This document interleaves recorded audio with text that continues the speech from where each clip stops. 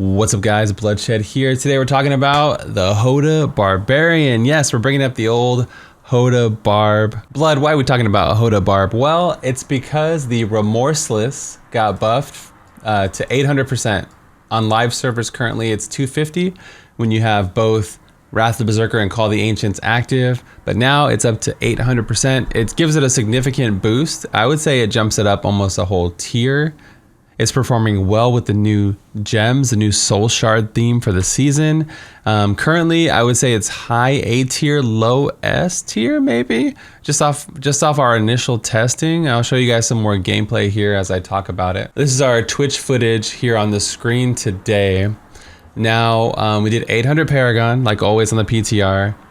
Max level Lod Gem, because you got to get the full set bonus. We have a level 25 Powerful, because I don't have a Stricken yet. And we have a level 25 Trapped, and you can see us on the leaderboard. And we're pretty much bodying this 120. Now, again, there's a lot, it's the PTR, right? So there's a lot of bugs on gems, and some things are overperforming.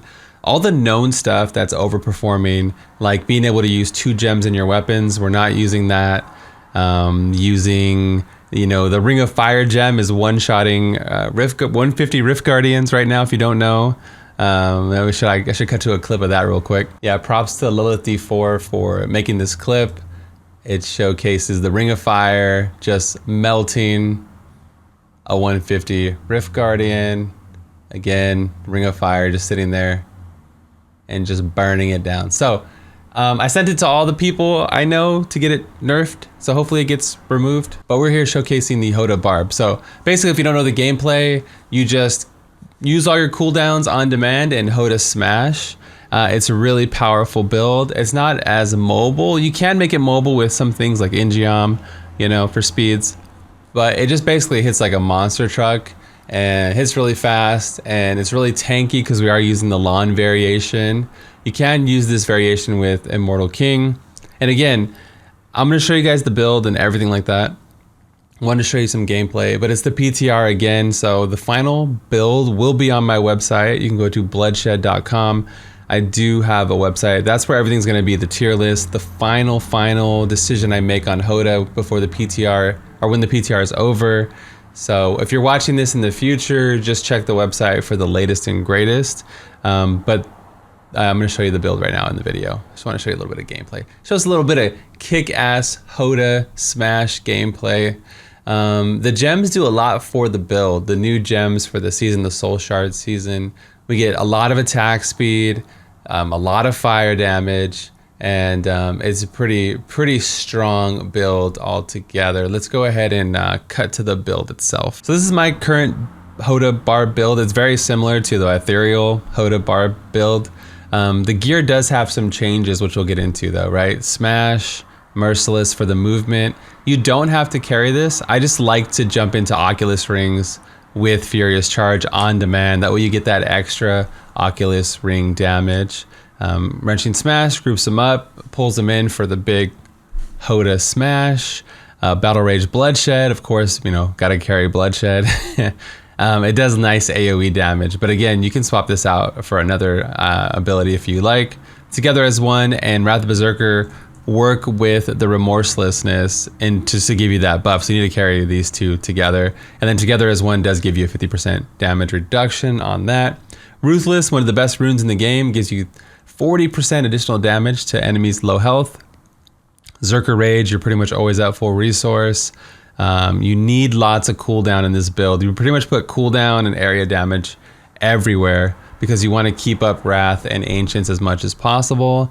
And then again, we're using Brawler. You can swap out Brawler if you're playing hardcore, which I probably do play hardcore all the time, for Cheat Death, right? Cheat Death for Brawler right there. I have really bad area damage, like I said, so on your shoulder, you'd get like area damage and cooldown, for instance. On your gloves, you'd get double crit, cooldown, area damage, you know, wherever you can fit it in. If you can fit it on a ring, that would be great. I would even take it over main stat for the most part. In the cube, we got Gavel, Bracers of the First Men, and Band of Might. Bracers are probably better to put in the cube because you want to get that perfect 500% multiplier. Whereas when you wear Mortix, there's no multiplier on it. You're always going to have the max value. But if you get a primal bracers or a max level bracer, you can go ahead and put it there. I like to use Hellfire Amulet. So if you're looking in the written guide of the build in the future, I'll probably go with Hellfire Amulet and use Brawler or Cheat Death. If I was playing softcore, maybe I go Rampage for that. Let's go ahead and bring this back here. Aquila, we're always at full resource. The Ancients actually give us resource when they attack. That's why you want to keep up your Ancients as much as possible. Everything else you can see is self-explanatory. Some things that are different this season though, besides the gems we're going to get into, is the belt. Witching Hour is a really good choice, but we definitely need that cooldown really bad. And Leoric's Crown doesn't work with the new gems, so I'm using Andariel's Visage, like a fire version, but you can use any set item helm that you have. That's really good also.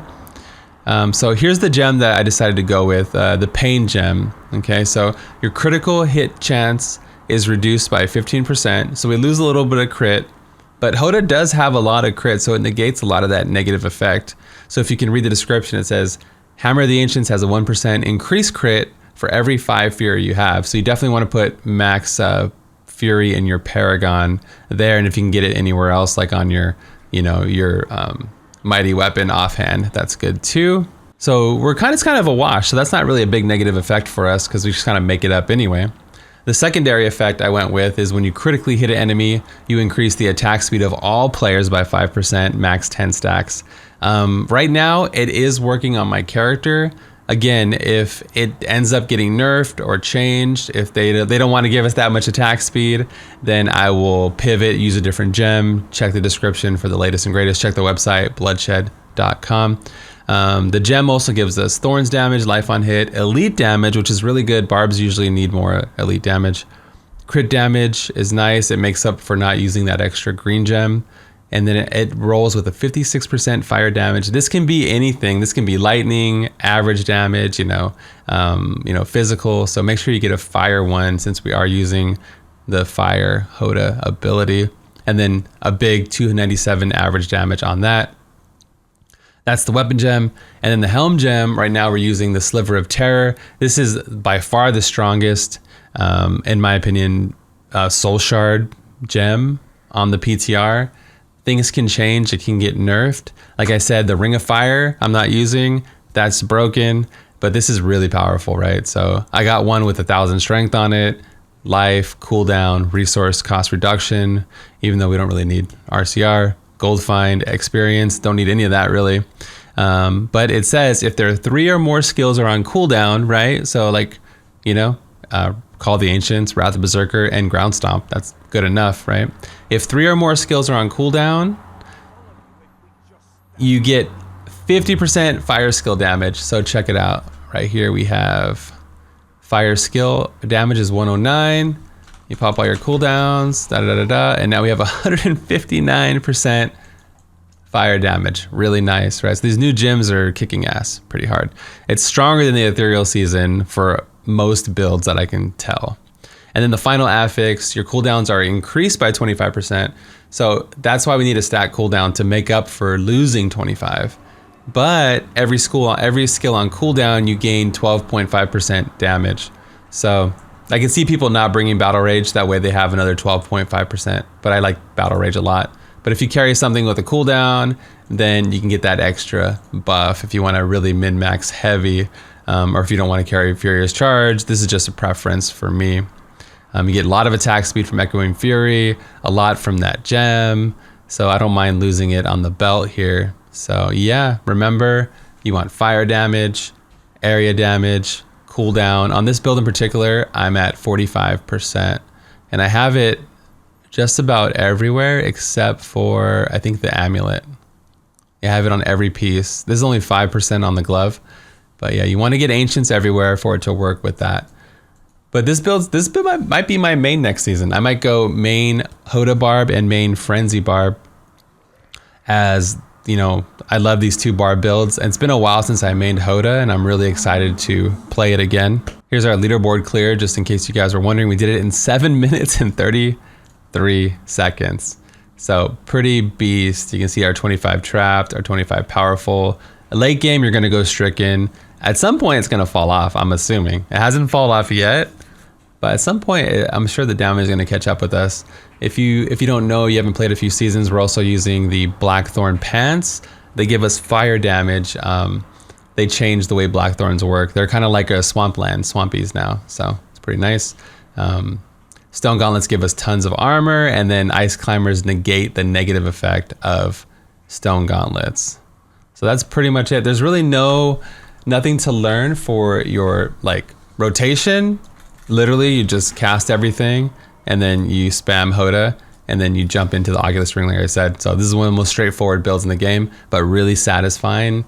And one of my oldie but a goodie, one of my favorite builds. I'll try to go through the PTR, update a lot of the guides, and then bring some video footage to you guys so you can get an idea of how things are performing, you know, over the next couple weeks. I should kind of keep these uploaded. They'll be on my Diablo channel, and then again, I have a variety channel where we just play through like House of Ashes and a little bit of Darkest Dungeon 1, some Darkest Dungeon 2, our beta Let's Play for Lost Ark if you want to see some other gameplay. So feel free to check it out in the description down below, or on the website should have all that information. Thank you guys so much for watching.